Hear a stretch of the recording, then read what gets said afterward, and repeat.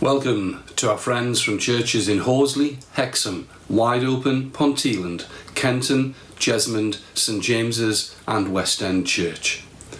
And welcome to anyone else who has joined us from wherever you are.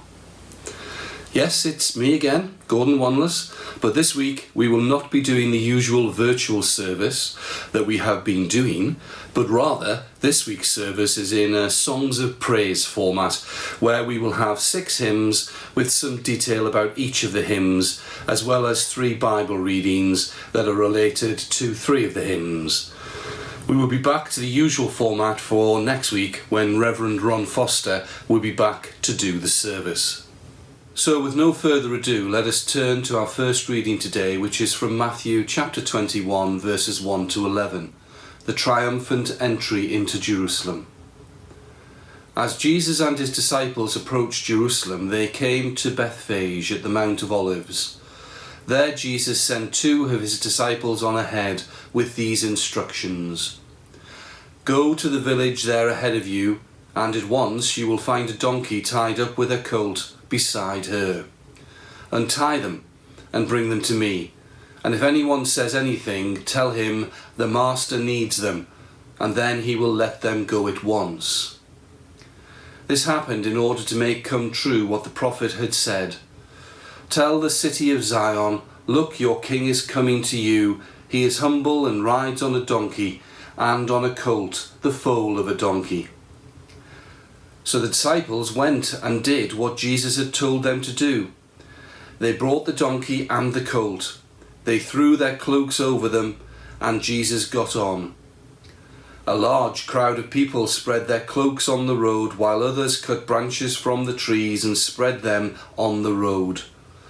The crowds walking in front of Jesus and those walking behind began to shout, "Praise to David's son!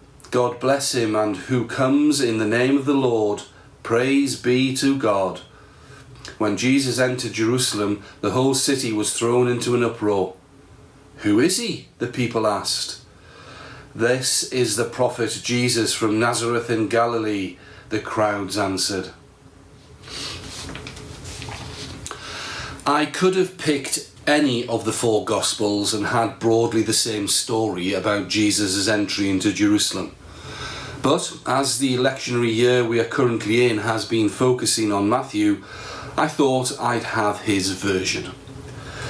Having this reading allows me to link nicely to our first hymn, which is perhaps the quintessential Palm Sunday entrance hymn, All Glory, Lord and Honour.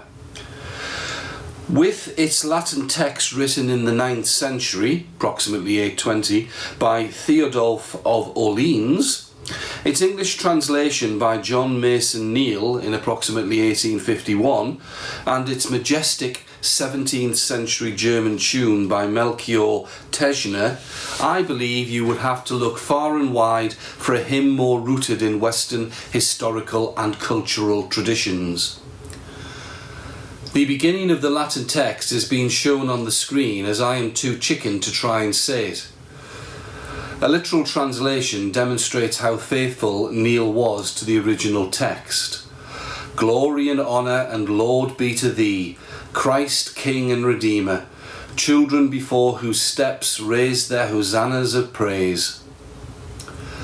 Theodulf, Bishop of Orleans, wrote this text around 820 while he was imprisoned at Angers, France, for conspiring against King Louis the Pious.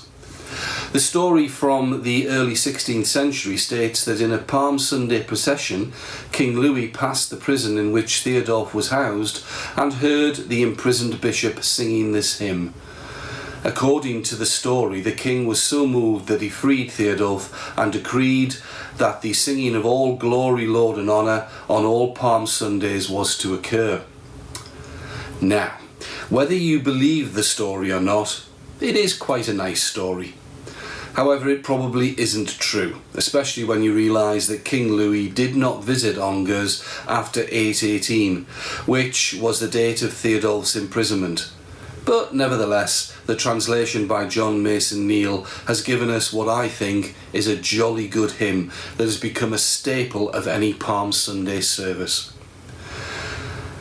As I've said earlier, the hymn is based on Matthew 21 verses 1 to 11, that the reading we've just had, but of course similar passages can be found in Mark chapter 11, Luke chapter 19 and John chapter 12. So now let us sing All Glory, Lord and Honour